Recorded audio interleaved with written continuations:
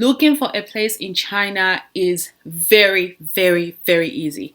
You find a place, you can move in today. Not only that, if you don't like some sort of furniture, they can swap it and give you another one.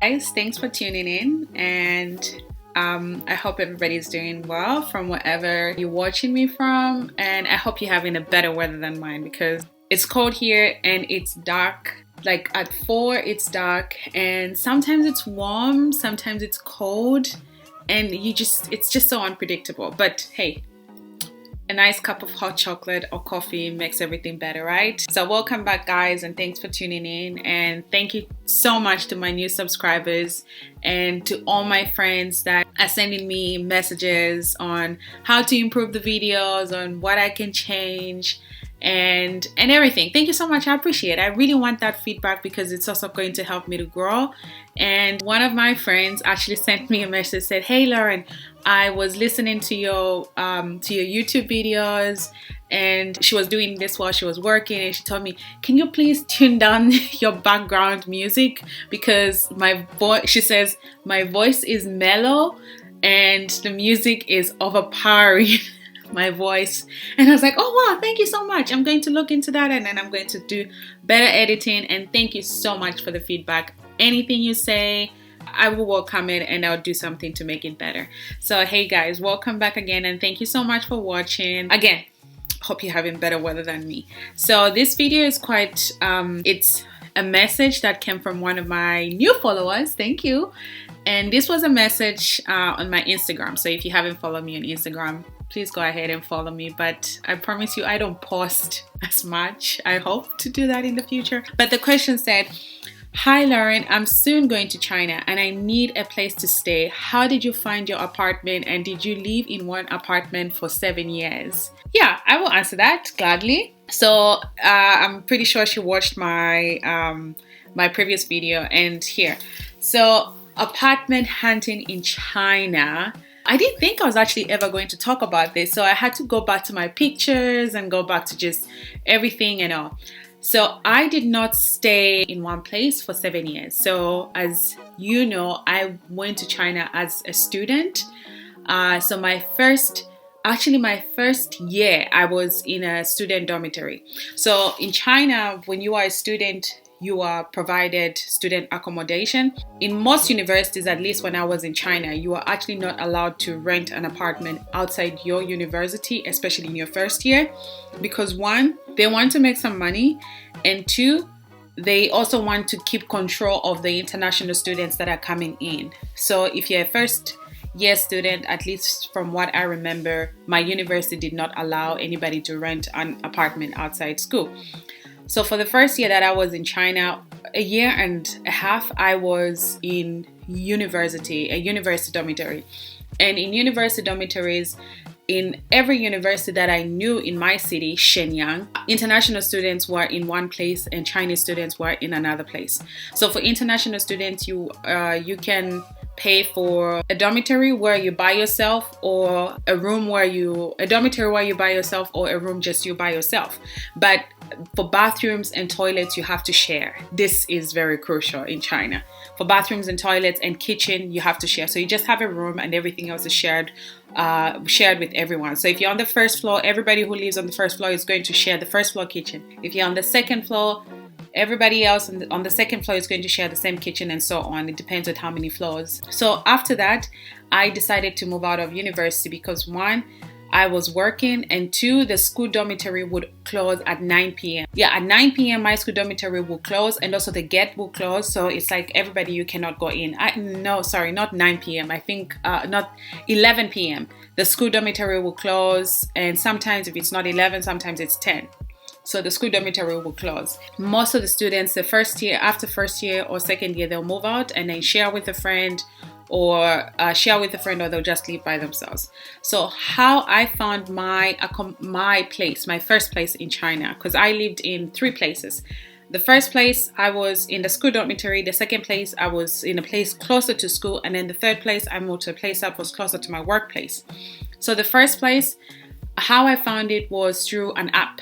There are so many apps in China that you can use, and the easiest I can advise you to use is WeChat, because WeChat is for everybody. Everybody uses WeChat, like maybe not Facebook, more like a combination of Facebook and WhatsApp. So you can find everything you're looking for. And also in every area, there are also agencies. So I found my agency through a friend on WeChat. So I found my agency on WeChat, and then I went to the agency to talk to them about my requirements or what I'm looking for. And this agency spoke zero English, like zero English. So it was just, a bit of my Chinese by then and a little bit of translation and yes and a no. So she took me to 3 places. So the first place was much cheaper because it did not have a bathroom. So which is also very common in China. You can go to you can find an apartment without a bathroom. It was cheaper and I needed a bathroom. And the second place did not have a bathroom and the kitchen was very small. So I decided to say no. The third place that I said yes to was nice. It had a huge window and it had a nice room. The kitchen was small, the bathroom and the toilet were together, and it was really tiny. But I liked the location. It was closer to school, it was close to the subway, because I know if I'm not in university, I'm going to work. It was not only that I'm looking for a place, it's also conveniency. So I found the third place that I liked, and I paid 5,000 renminbi every 3 months. So every 3 months you'd pay, and how you are doing these payments are up to you and your agency. So with this 5,000 renminbi, you will pay, this is all included. The house comes furnished. You will have a bed, a TV, refrigerator, and a stove or a cooking plate, a hot plate would call it. So it had everything, all these things.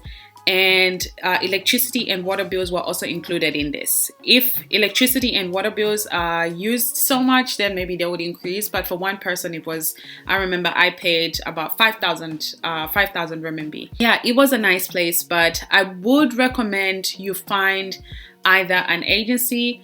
Renting an apartment directly from the renter to the landlord is quite difficult. And it's quite difficult because one, the landlords have given this house to an agency that helps them maintain the house and find renters. And sometimes the agency, they try to get as much money from you as possible, but you can always negotiate and say, no, it's too expensive. Always have how much you're willing to pay.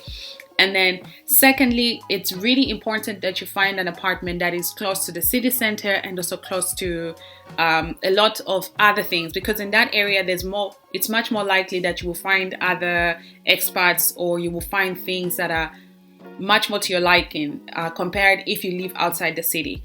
But outside the city, houses are very cheap compared to in the city.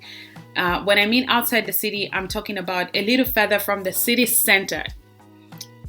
A little further from the city center on the train. So if you find a place that is in the city center, maybe similar size and everything, it would be a little more expensive compared to the one that's outside the city.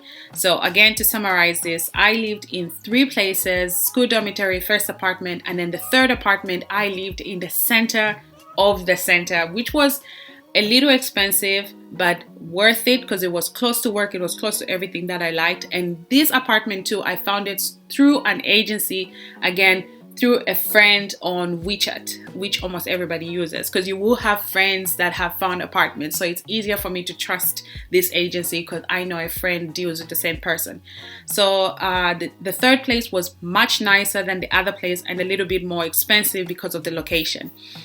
Overall, looking for a place in China is very, very, very easy.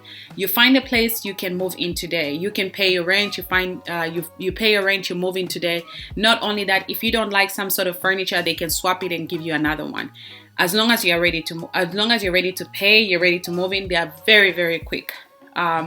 Quality of the apartment is you know, especially when it comes to bathrooms. Most of the bathrooms, all the apartments I rented, both apartments that I rented, the bathrooms were the worst for me. The bathrooms, I have to mop the floor every time I shower, or I have to use something so that the water doesn't get out of the bathroom or go to the other room. So quality of apartments is a hit and a miss, but at the end of the day, it's very, very easy to find an apartment in China, and also inexpensive. My experience. I don't know about now, but comparatively, I'm pretty sure it's inexpensive. And also, you need to remember, prices are different from city to city. Very different in Beijing, Shanghai, Shenyang. The prices are going to be different, and also the location also matters. So how I found my apartment was easy to say, but to find a good quality apartment in a location that I want was not as easy as it is. So you can do this, and all the best to you finding an apartment in China. I will put the prices from renminbi to dollars because that's easier for us to convert, and inexpensive in a way that whether you are coming from Africa or whether you're coming from the US, it's very affordable for most people, I think. And if you are a student, I would definitely advise the first few years or the first couple months you live in the university, on the university campus, because that's how you're going to make friends. That's how you're going to know things around. So I hope you enjoyed this video. And if you have any questions, I'm so happy to answer your questions. And yeah, stay tuned for the next video. And please don't forget to watch the previous videos, and always give me feedback on anything that I can improve or any questions you have for me. I'm really excited to go on this journey with all of you, and I really appreciate your feedback. And yeah, have a nice day, have a nice evening, and enjoy.